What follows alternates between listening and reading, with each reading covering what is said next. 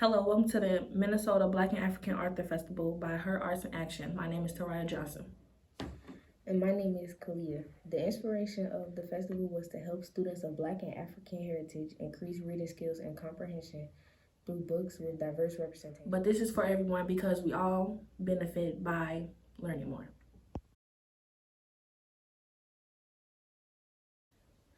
Today our author is Crown Shepherd and they will be reading their book Black Boy, Black Boy. Enjoy and please stick around for an activity and author question and answer session. I see a king, he looks just like me. Speak to your plan if it's difficult. You can hold my hand if it's difficult. I've been spreading love with my skin tone. I've been spreading love with my skin tone. Yeah. Hello everyone, I am Crown Shepherd, aka Crown the Writer, and I am the writer of this amazing book called Black Boy, Black Boy. We just heard a song produced by Angelo and sang by The Riff.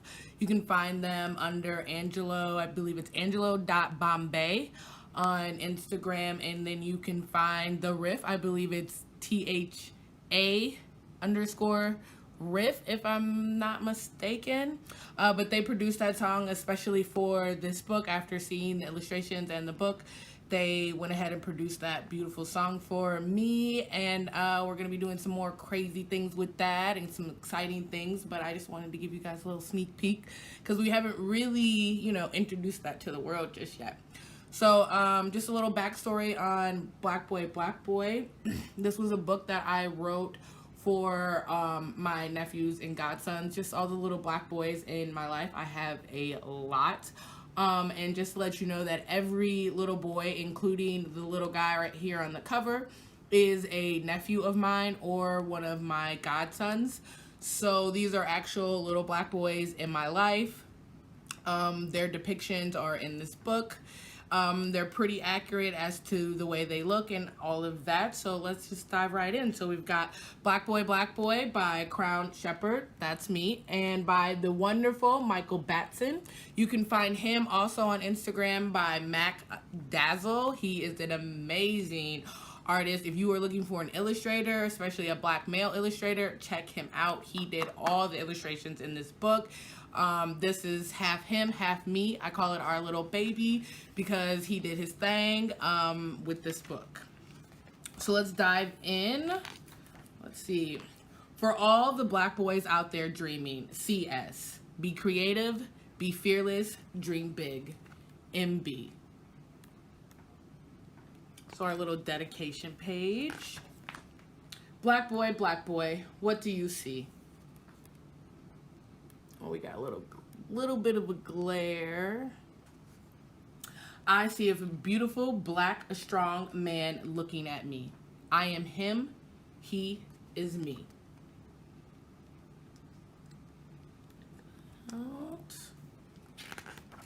Black boy, what do you see?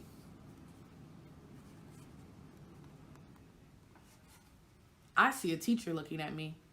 He likes books, just like me.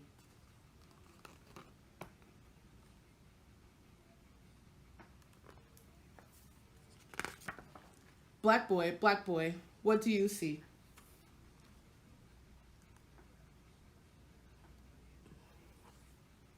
I see a doctor looking at me. He likes to help people, just like me.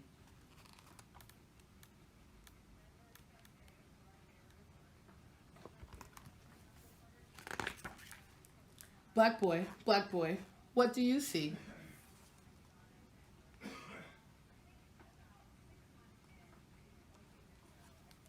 I see a judge looking at me. He's fair, just like me.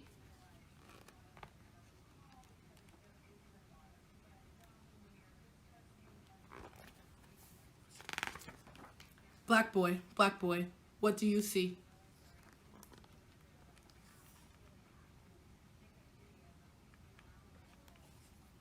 I see an athlete looking at me.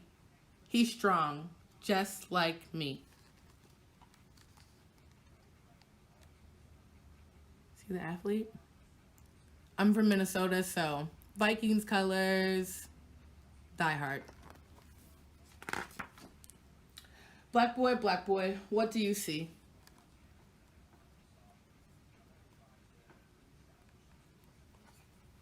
I see a mechanic looking at me. He likes to fix cars, just like me.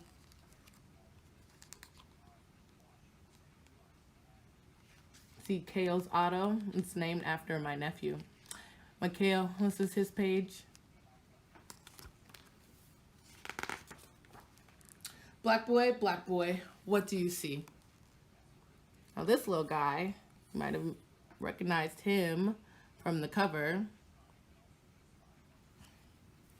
I see a president looking at me. He's powerful, just like me.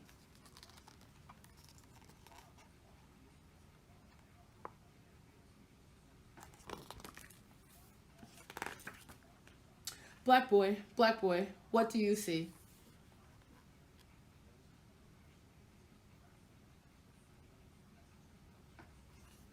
I see an artist looking at me. He's creative, just like me.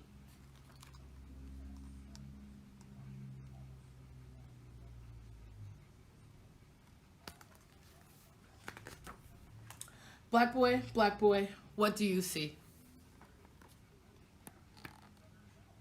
Isn't this beautiful? This is one of my favorite illustrations from this book. It's like I could see this as a standalone piece. Like, it's just gorgeous. I see an astronaut looking at me. He's amongst the stars, just like me.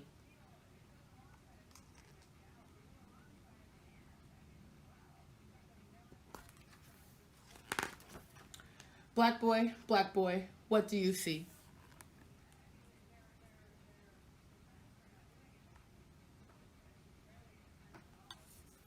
I see an engineer looking at me.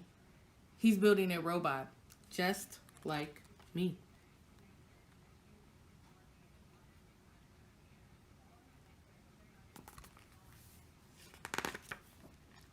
Black boy, what do you see? This page is my godson, Elijah, and the artist captured his wild hair. But the crazy thing about this is I have a niece who calls this book Black Girl, and this is her page. That's her down there, and she makes sure I tell people that all the time. Black Girl, it's her book, and that's her page. I see a firefighter looking at me. He likes to fight fires, just like me.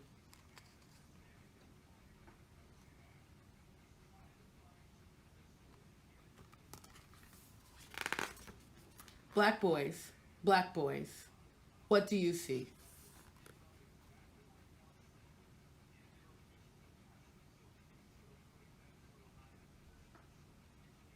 See all of them. This is all the little boys from the book, plus a little extra one down there. His page got taken out, but we're doing another Black boy book, so he'll be added into that one. I see me looking at me, and I see a bright future ahead of me.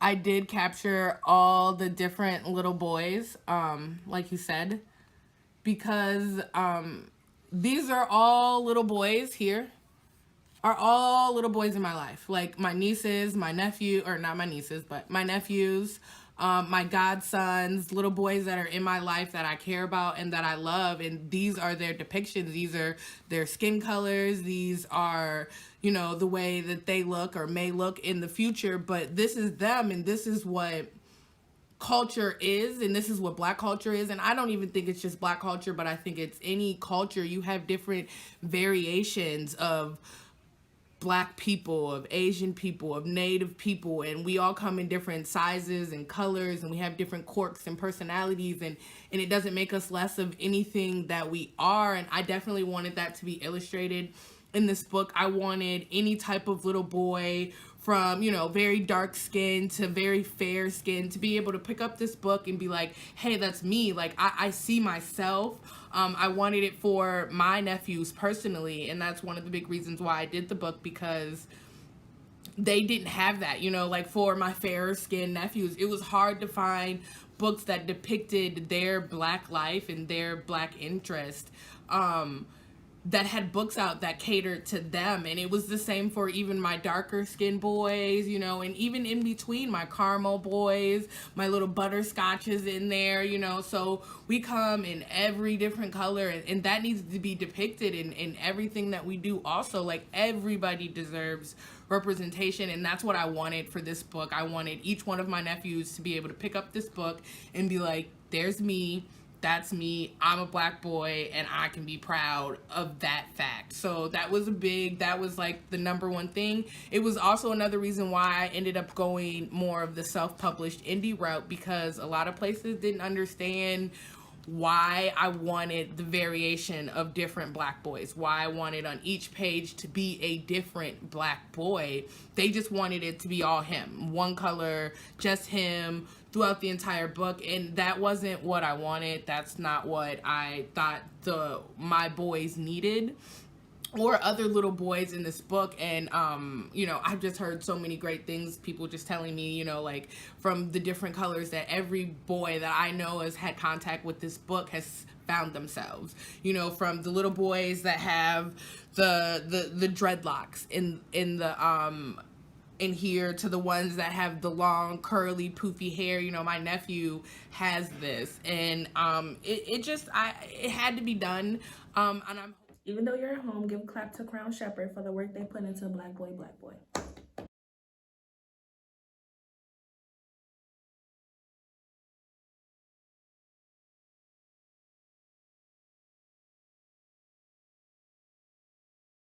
Now we will do an activity inspired by the book.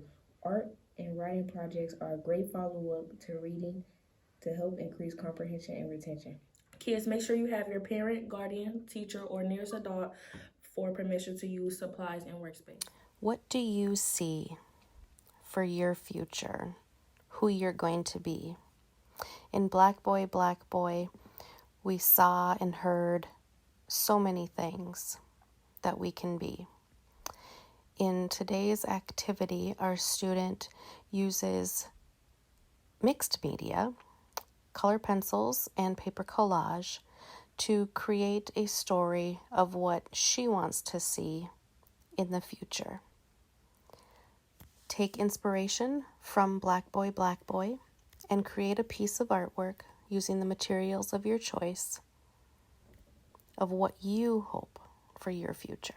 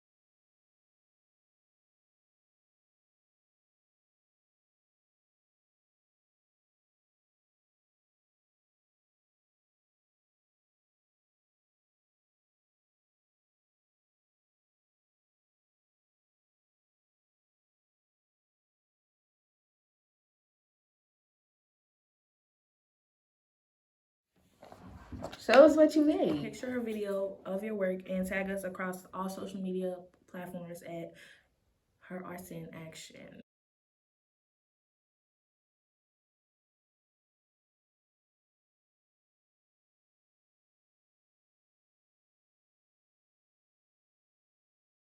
After reading the book, I bet you have some questions. Let's see what author Crown Shepherd has to say when they chat with herARTS in Action founder Sarah Drake. You can also post questions for the author. Oh, we have Crown Shepherd joining us, and welcome. And to start off, why don't you just tell us a little bit about yourself, like where you grew up, your career, hobbies? What do we need to know about Crown? Well, I am Crown Shepherd. I was born and raised in North Minneapolis. So I'm a North Minneapolis native. I have loved reading my entire life, and I have loved writing and knew I wanted to be a writer since I was 8. I'm also a huge reading advocate and literary champion for little Black children, because you would think in 2020 that the illiteracy rate would be like low to nothing, and it's actually quite high, like really high, like over 50% high. So that just to me was very disheartening, because I just feel that reading is probably one of the most important things or skills you can have. And I just was always taught that, you know, our ancestors were killed for just mentioning reading, or they were thought to know how to read. So like I've always been taught that's why it's extremely important, because why would they kill people over reading if it wasn't one of the most important skills you could possess as a human being? That's, I don't think any of the authors have mentioned that yet. And that's a really deep and profound reminder of, yeah, people were killed for being even thought to have to read. And you mentioned the illiteracy rate, and that is exactly why we're doing this series, is looking at, you know, increasing interest in reading through representation. So you are definitely the right author to be here. So thank you for that. I didn't even know that when I invited you. So that's just an added bonus.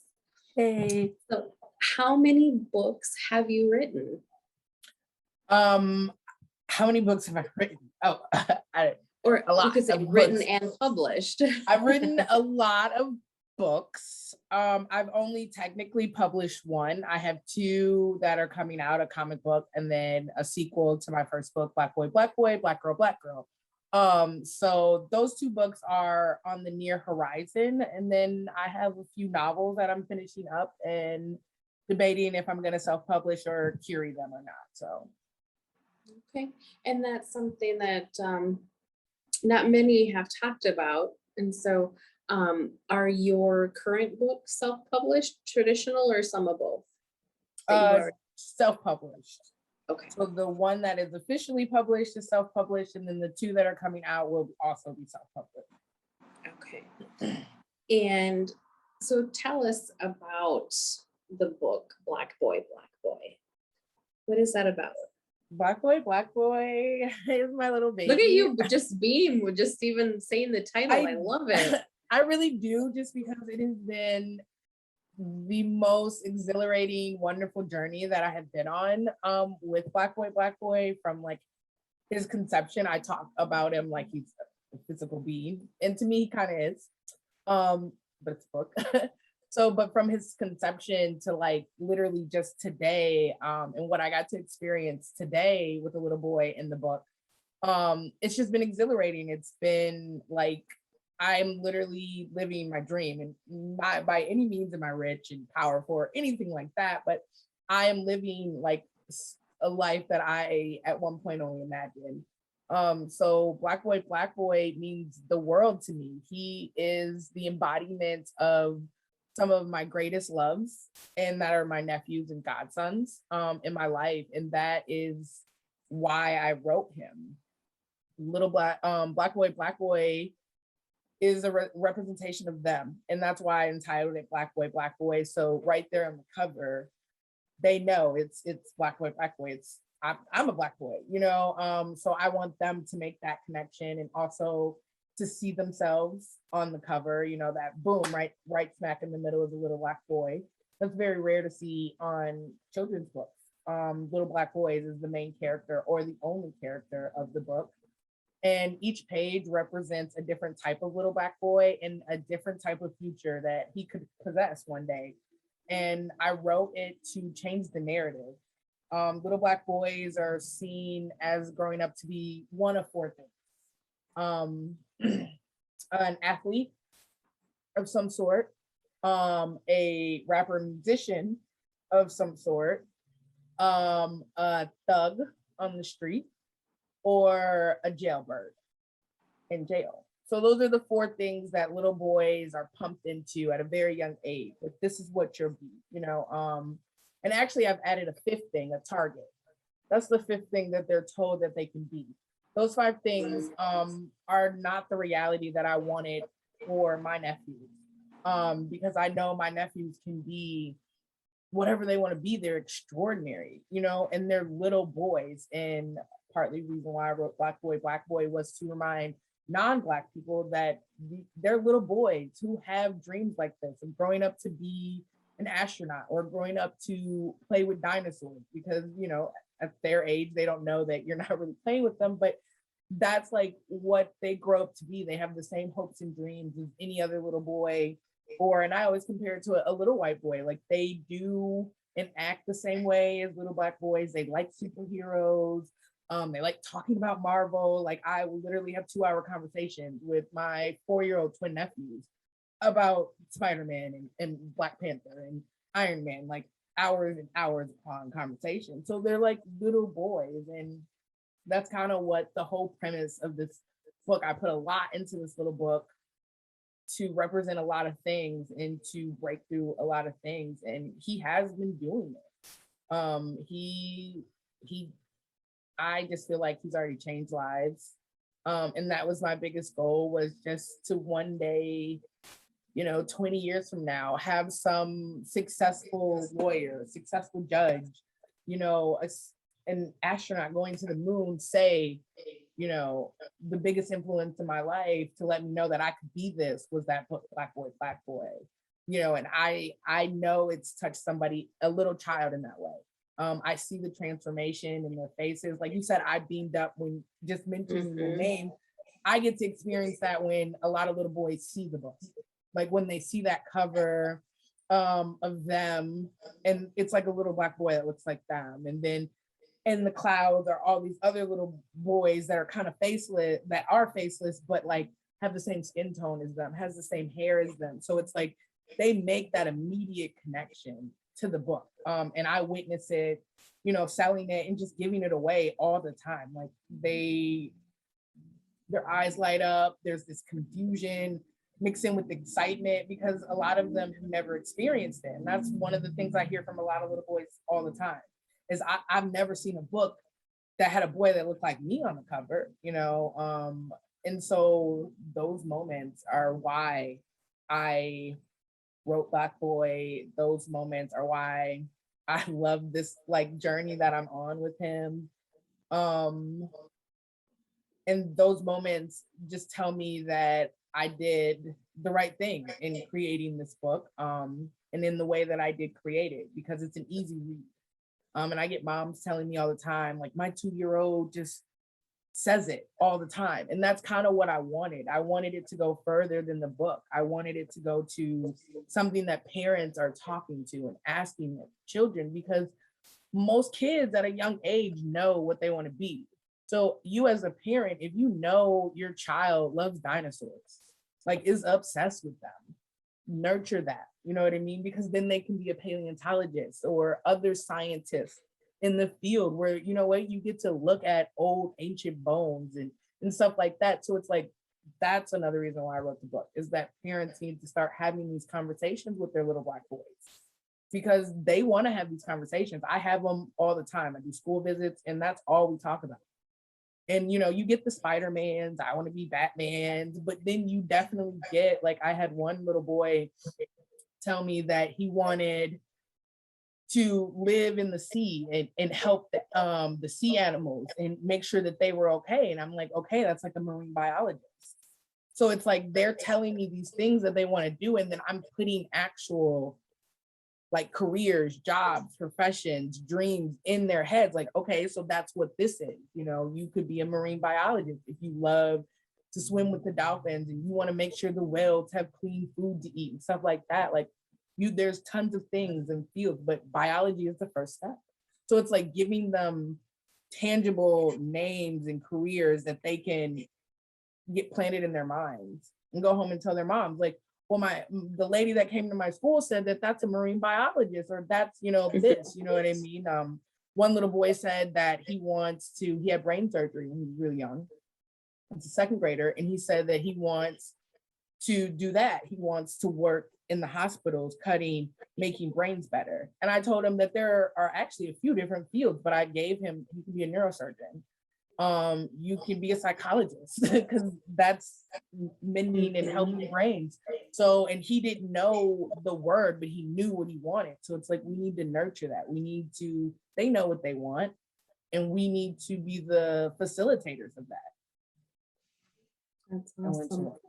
No, it's awesome. And so you partly covered my next question of, you know, your nephews and godsons inspiring you.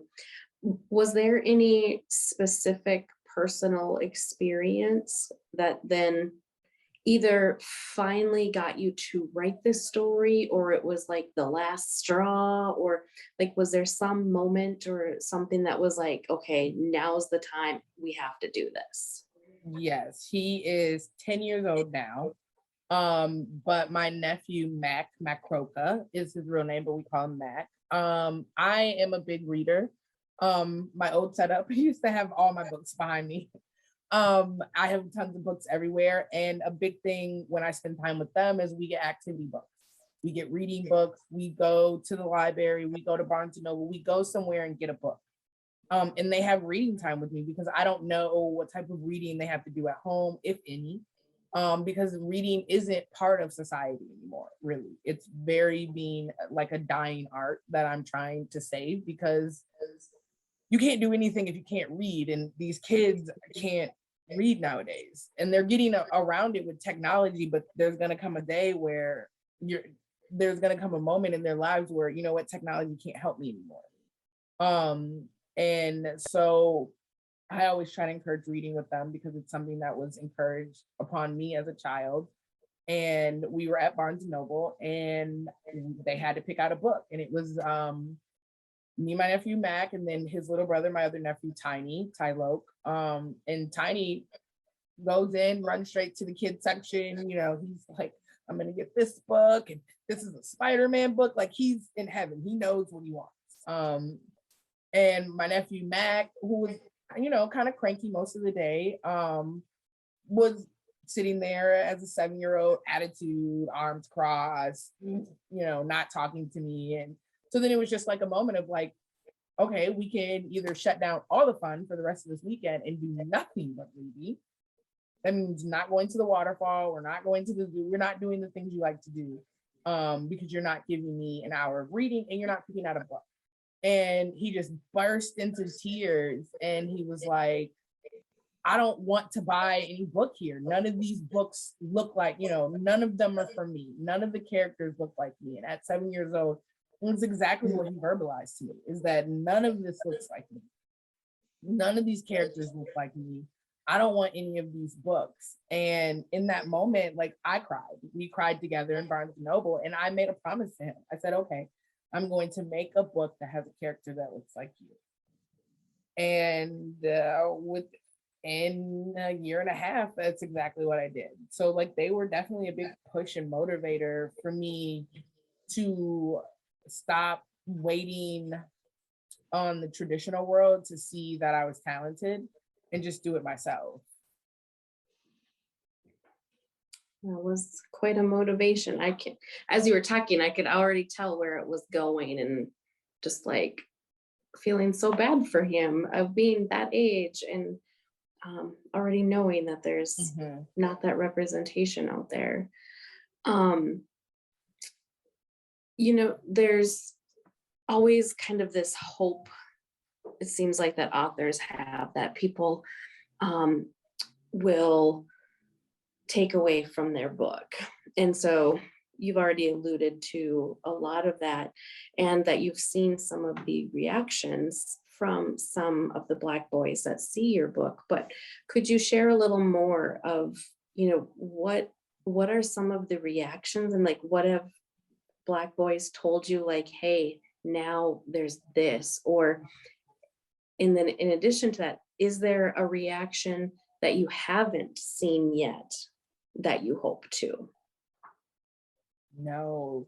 To your last question, no, there is not a reaction that I have not seen that I was expecting. Wasn't expecting much because I'm a not get your hopes up type girl, so you're not disappointed. But it's been more of a breath of fresh air, really, just to know that what I did was exactly what I needed to do. Because I'm giving a lot of things to little boys that they didn't even realize that they needed. And the reaction that I get is just overwhelming sometimes. Like, I've had a little boy come to me, and I was at an event selling, and I don't allude to the fact, because I have a mobile bookstore. So I have over 20 books on my table at a time that I sell for other independent authors. So I never allude to the fact that, my book, that, Black Boy is my book, until like somebody picks it up or inquires about it, and then it's autograph time. But other than that, so a little boy comes up to the table and he points directly at my book and he goes, "That's my book." And I go, "Oh, really? That's your book?" He said, "Yeah, it's my favorite book. I read it all the time." And I said, "Oh, really?" And he's like, "Yeah, I love this book." And then he starts reciting it because it's an easy thing for them to Wow. say. He goes, Black boy, what do you see? I see a judge looking at me. He's fair just like me." And he goes, "That's my favorite page." And I go, "You want to be a judge when he grows up?" He's like, "I don't know, but maybe it'd be cool. But it's my favorite page because it reminds me the little boy looks just like me." And he does. He had like a little swoosh in his hair, and he's like opening the book, and he's just talking to me about the book, not realizing that I'm the one who wrote the book, until, like, of course, my picture's in the page. So he goes through the whole book with me, and we get to the author illustrator, and he goes, "I actually want to be him." And he points to my illustrator, Michael Babson's page. And then he looks over, and he looks up, and he looks down, and he looks up, and he looks down. And he goes, "Is that you?" I said, "Yeah, that's me." He said, "Why are you in my book?" I said, "Well, I wrote the book." He said, "You wrote the book?" I said, "Yeah." He said, "Good job." Put his thumbs up, and then just moseyed about like his day with, because he was another vendor's child at the event that I was at. Just, went back over to his mom to say that is, like, "Mom, that's the girl who signed my book." And then I found out he was one of the kids at the George Floyd Square that just, I randomly go up there and hand out books to little boys that I see up there. And he was one of the little boys that ended up getting one of the free books. And so that was just beautiful. I can tell so many stories of just little interactions with, like, not even just little boys, but grown men and little girls. I know a little girl named Eva, who takes my book, her mom says, everywhere. Like, she can't wait till Black Girl comes out, but Black Boy is her book. And like recently, her mom we're friends on Facebook, and her mom posted a picture of herself, like a selfie, and like in the little black corner of the picture, you see Black Boy, like on the floor. So yeah, like the response has been better than I could have expected.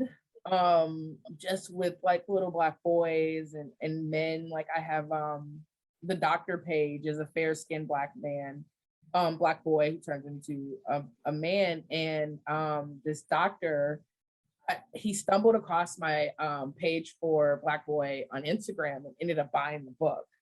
And he hit me up because, he made a post, and then he hit me up, and he was like, I'm a med student.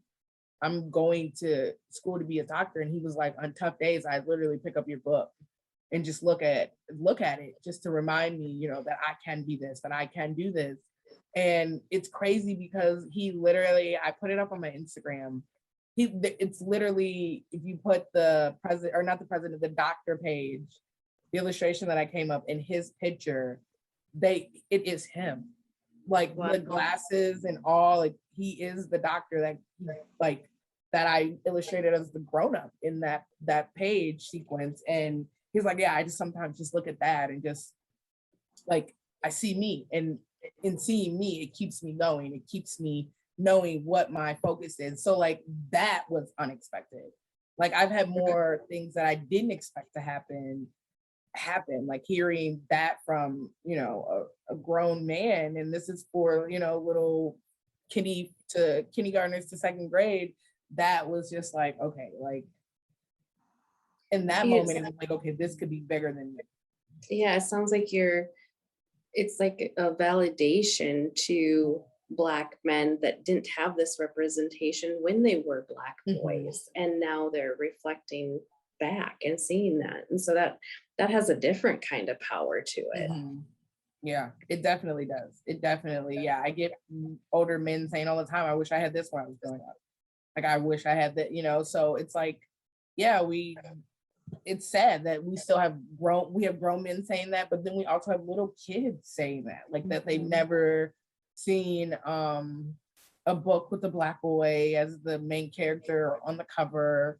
Some have never really even experienced Black books because, you know, a lot of these public schools, you know, they do their best, but not every kid gets access to that Black book they bring into the school, when majority of the kids walking around the school are Black or Latin descent or native descent. It's like, you need to get books that represent them. If 90% of your population are these kids, well, then why is 100% of your book population not for these kids? Like, that never made sense to me, even growing up. Like, that's how it was when I was a kid. And I was just a reader, so I read whatever you gave me, honestly. It didn't matter at that time, until it did. As we already said, you know, our focus is to help young Black and African students here in Minnesota increase their interest in reading and improve comprehension through representation. And so you've already said you were a reader at a young age. But so thinking about your younger self, you know, what advice do you have for a new reader or someone who doesn't like to read? If you don't like to read, challenge yourself. If you have, like, if you're younger and you don't like to read, especially for you high schoolers, I would say go to your English teacher. If you have a Black English teacher within your school, go to them. Because it isn't that you don't want to read, and it isn't that you don't like to read, because, you know, once a good story will captivate you, no matter if you're not a good reader or if you are a good reader. Like, look at Harry Potter. It captivated the world. Like, people couldn't put the thing down because it was a good story. So I say, don't give up. Keep trying to find that book.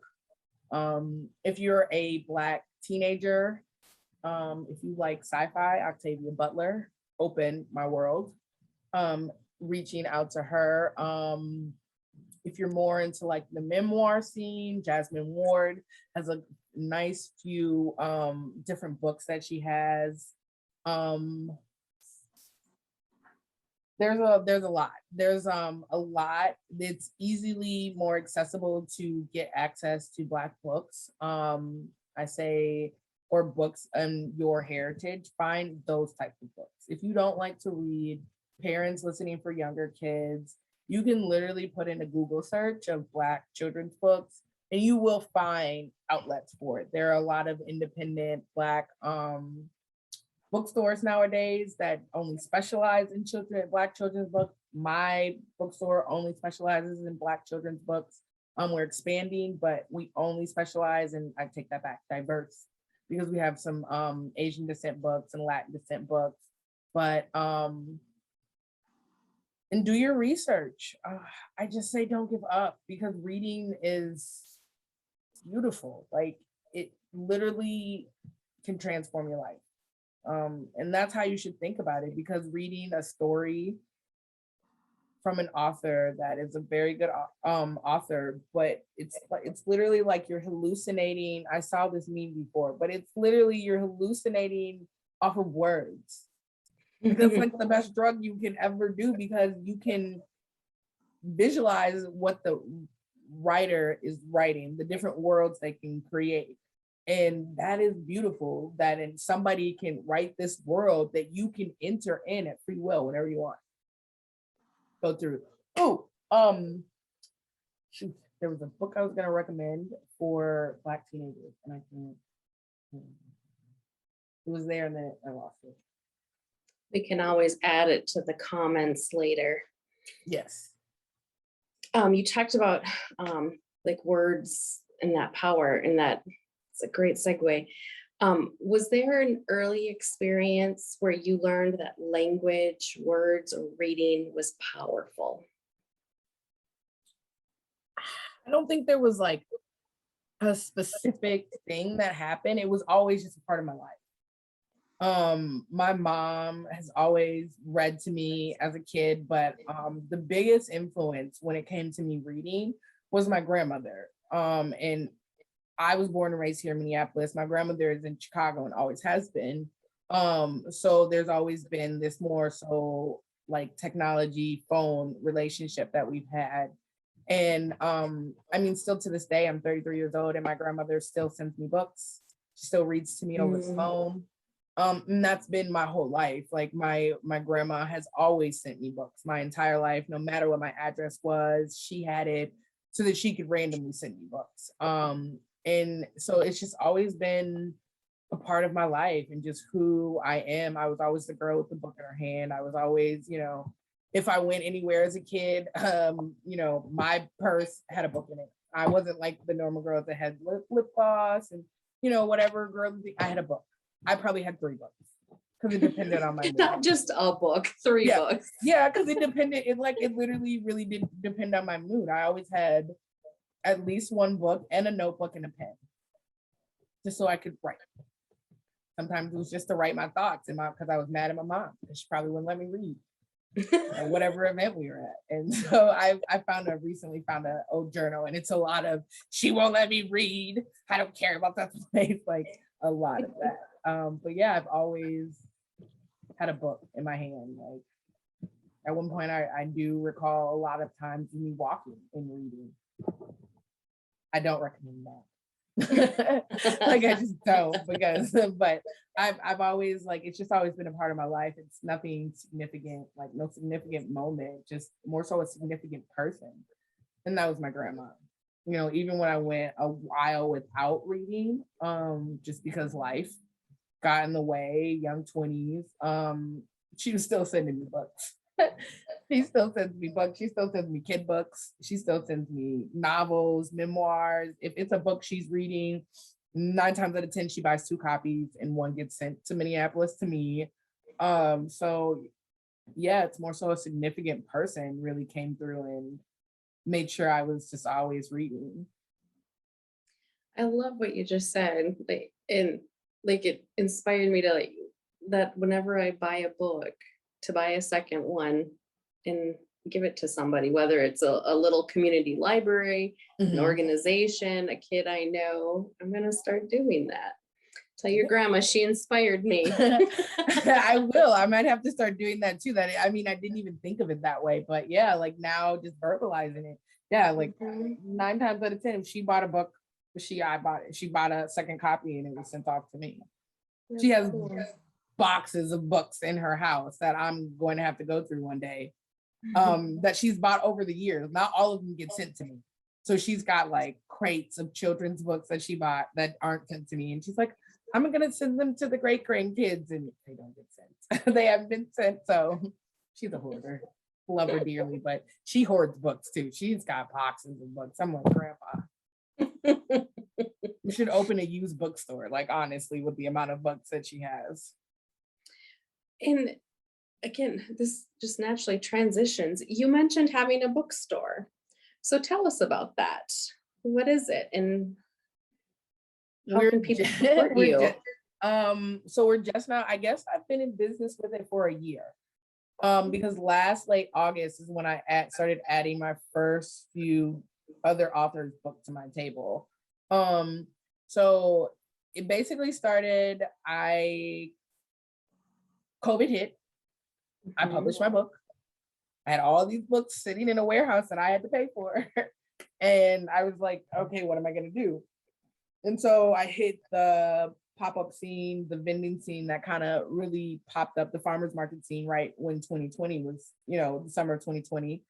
And I was just, at first I was just selling my book and selling the merch for my book. And I've been doing that for about almost 3 months when I decided to add other books to my table. And it started off with like 3 or 4. I went to my the publisher that I use for my book, Beaver's Palm Press in St. Paul.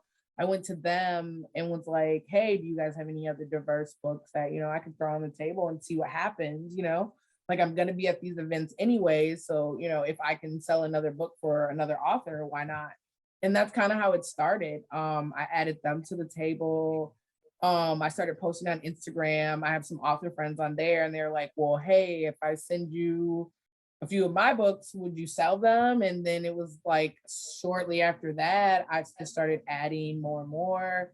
We're just officially establishing everything because I was still going back and forth if I was going to become an official mobile bookstore or not. And I have decided I am. So currently we have about 20 different titles. Half of which are from Minnesota authors. You mentioned Shaletta Burt, both her books are on that table. We we only specialize in diverse books directly from that cultural background. So if it's a Latinx book, it has to be from a Latinx author. We have an Asian, a Laotian book and an Island Pacific book, both by those backgrounds of that author. So that's kind of what we specialize in. We started off with children's books and we're slowly adding more YA books and getting into the more adult books as we go along. But it's been a big success for the independent authors that I work for, because all the funds go directly back to them. So we work directly with our authors, or we work with Black publishing houses here in the Twin Cities. Well, we work with one at the moment. And all the money just funnels back to them from their books. And we're just kind of the facilitator to help sell these books, get them into the hands of, the children that really, really need them. So, any final thoughts? Like we know you've got the Black Girl and the comic book, maybe some novels after that, working on the mobile bookstore. Any other thoughts that you want to share before we wind down? No, this was a great talk. I just want to put out there, if there are any inspiring Black authors or diverse authors that, don't know where to start, hit me up. I'm pretty sure they'll be giving out our information, contact information. So definitely hit me up. I definitely help other authors publish their book. I have 2 books that I'm helping right now that should be published in 2022. What else do I want to put out there? If you are an author of any kind, but especially Black authors, get your books edited. It's the best thing that you can do for your book. If you don't spend any money on a book or anything like that, get it edited. I also am a copy editor. I know several other Black copy editors that are certified. I am certified.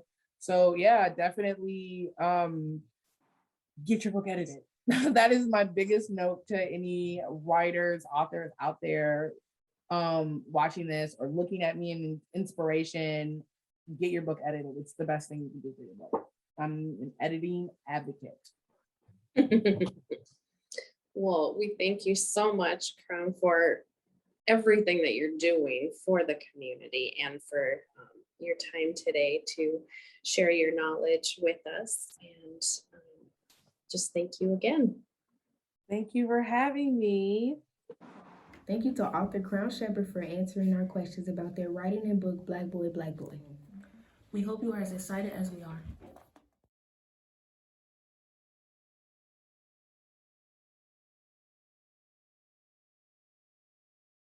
This is an activity made possible by the voters of Minnesota through a grant from the Central Minnesota Arts Board. Thanks to the legislative appropriation from the Arts and Culture Heritage Fund. Thank you. The Minnesota Black and African Author Festival is also possible because of herARTS in Action and the generous sponsors. Thank you to the African American Employees Research Group at CentraCare, HireWorks Collaborative with the Bush Foundation, Apiary Coworking, Voices Black Business Resource Group at Capital One, and Branding Up International. Help the authors make sure their books are in as many libraries as possible. If you don't see their books in your local library, please request it. Thank you for tuning in. Remember to keep reading.